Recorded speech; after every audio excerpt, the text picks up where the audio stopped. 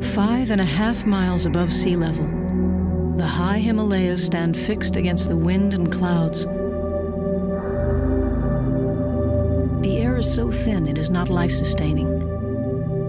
Within hours, the living begin to deteriorate. But humans come here and struggle for each breath to stand briefly on the highest point on Earth. In 1996, 8 people died in a single day on Everest. Scientists believe many, if not all of those deaths, could have been due to hypoxia or lack of oxygen to the brain. The early warning signs of mountain sickness are primarily headache, followed by dizziness, trouble sleeping, and lack of appetite. Judgment becomes impaired, person becomes confused. They don't even know where they are as it gets worse.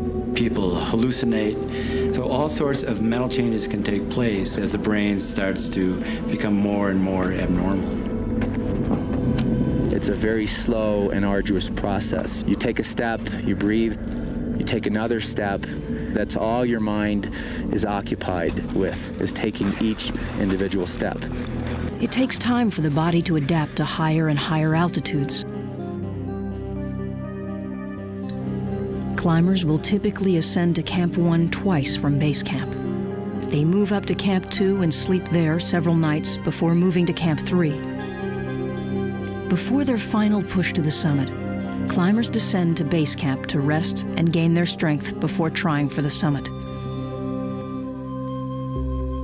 After my head is gone too bigger like this.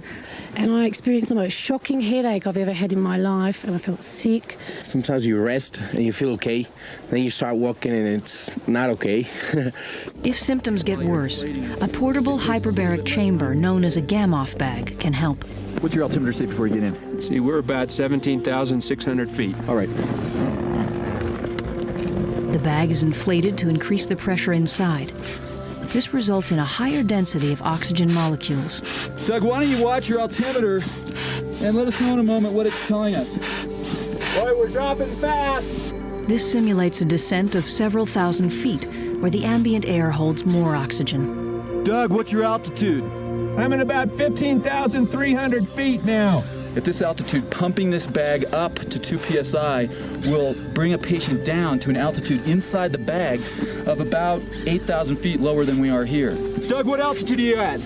We're at 10,900 feet. Most of the time, putting a patient in for a number of hours, they're going to get some benefit. Let's pretend Doug couldn't walk because of severe forms of mountain sickness. We put him in for 4 or 5 hours, and now he's able to walk down the hill under his own power. So that's a big help. Okay, Doug, I'm going to stop pumping and slowly deflate. Within seconds, the pressure decreases and the patient returns to 17,600 feet. Are your ears okay, Doug? I'm fine. Good, so he's back to base camp. You can tell by the fact that there's no more tension here. It takes a tremendous amount of will to keep going under these conditions.